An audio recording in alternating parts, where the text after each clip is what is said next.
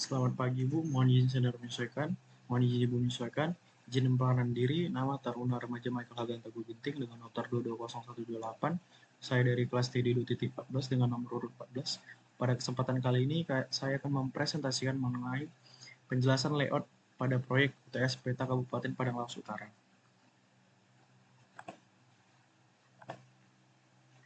Nah, kita masuk kepada yang pertama, itu judul peta. Judul peta itu merupakan unsur pertama yang paling dilihat pembaca, dan dari judul kita mengetahui secara keseluruhan apa yang dimuat dari isi peta tersebut. Dan informasi pada judul peta harus sesuai dengan informasi yang ada dalam peta dan berada pada di atas tengah atau di tempat lain, namun tidak mengganggu penampakan dari seluruh peta. Dari layout ini kita dapat lihat di mana judul dari layout ini yaitu peta kepadatan penduduk Kabupaten Padang Lawas Utara tahun 2021, di mana tentunya harus mencakup informasi atau menterkaitkan dengan informasi dari kepadatan penduduk di Kabupaten Padang Lawas Utara. Selanjutnya, arah mata angin. Arah mata angin merupakan panduan untuk melihat suatu arah tujuan.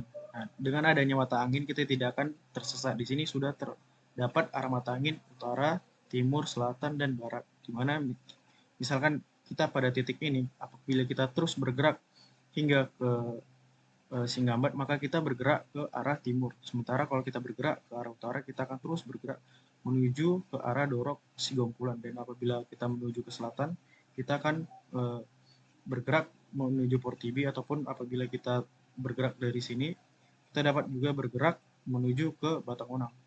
Dan juga apabila kita bergerak ke arah barat, kita akan terus bergerak menuju ke kecamatan dari Hulu Sinapas, seperti itu.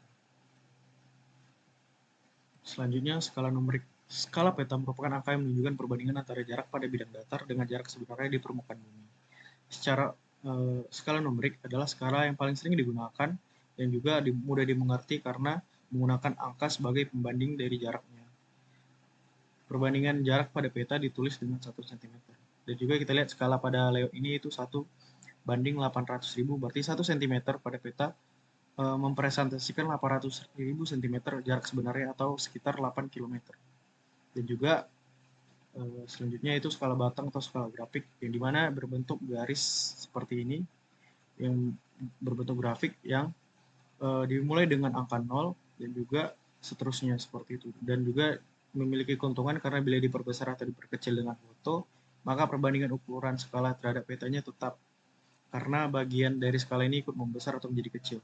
Dan juga biasanya digunakan untuk peta-peta berskala besar, yang biasa disebut root scale atau line scale untuk skala batang ini. Dan juga kita lihat dari layout ini, yaitu dari 0, 8, 16, 24, 32 km, yang menunjukkan perbandingan skala yang ada pada layout tersebut. Selanjutnya, legenda. Legenda merupakan keterangan dari simbol-simbol peta, dan juga penulisan pada legenda ini agar lebih mudah dipahami dan juga dapat mencari informasi dari peta tersebut. Tidak ada aturan baku dalam legenda ini. Dan kita lihat pada layout, di mana di sini merupakan kepadatan penduduk Kabupaten Padang Lawas, maka legendanya juga harus mengenai kepadatan yang akan menjelaskan mengenai kepadatan dari Kabupaten Padang Lawas Utara itu sendiri. Kita ambil contoh seperti Dolok. Dolok memiliki kepadatan yaitu sekitar 0,4 hingga 0,6 jiwa per kilometer persegi.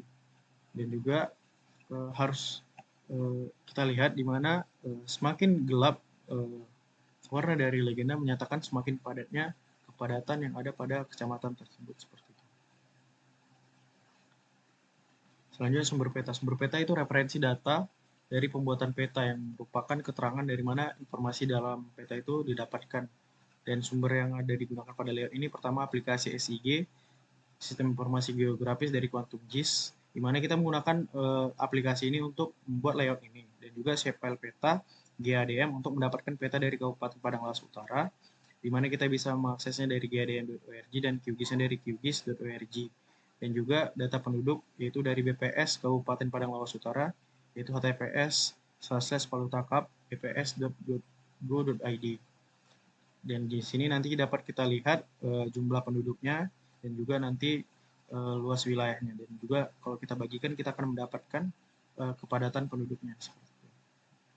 Dan selanjutnya koordinat, yaitu garis bujur dan garis lintang yang merupakan garis astronomi yang menunjukkan satuan derajat dan juga berfungsi menentukan lokasi suatu tempat yang berada biasanya di tepi peta yang berbentuk koordinat dalam satuan derajat, menit, dan detik. Dan kita lihat di sini untuk Kabupaten Padang Lawas Utara sendiri itu berada pada 2 derajat 5 menit. Kita asumsikan di sini 5 menit karena di sini gridnya 30 menit satu grid, dan juga kita lihat di sini 2 menit 5 menit, 2 derajat 5 menit, dan juga di sini paling selatannya itu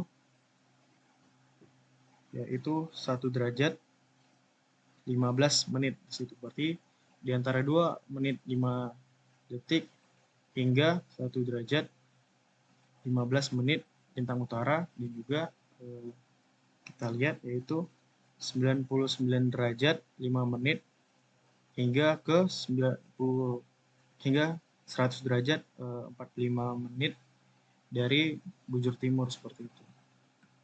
Dan perkiraan jarak utara ke selatan. Jika diketahui jarak 1 derajat longitude atau latitude-nya itu 111,322 km, maka kita lihat dari utara ke selatan, yaitu dari sini 2 derajat 5 menit dikurangkan dengan 1 derajat 15 menit, maka perkiraan jaraknya itu adalah sekitar 50 menit. Maka perhitungannya adalah 50 per 60 dikali 111,322 km, yaitu sejauh 92,768 km dari jarak terjauh dari utara ke selatan. Dan untuk dari perkiraan jarak timur ke barat itu berada pada 99 derajat 5 menit dikurangkan dengan yang di sini yaitu 100 derajat 55 menit bujur timurnya, sehingga dapat kita lihat jaraknya itu sekitar 1 derajat 50 menit, dan juga untuk perhitungannya yaitu 1 derajat 50 menit jika dikonversikan menjadi derajat yaitu 1,083 derajat,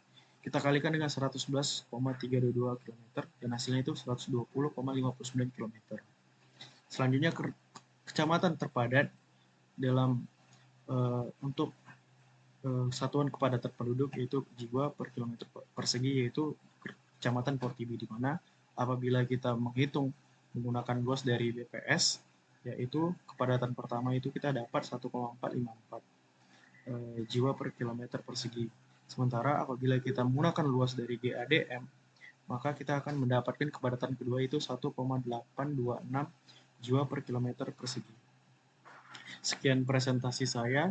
Apabila saya melakukan kesalahan ataupun kekurangan dalam presentasi saya mohon maaf. Kiranya presentasi ini dapat berguna dan juga dapat menjadi yang terbaik yang bisa saya berikan.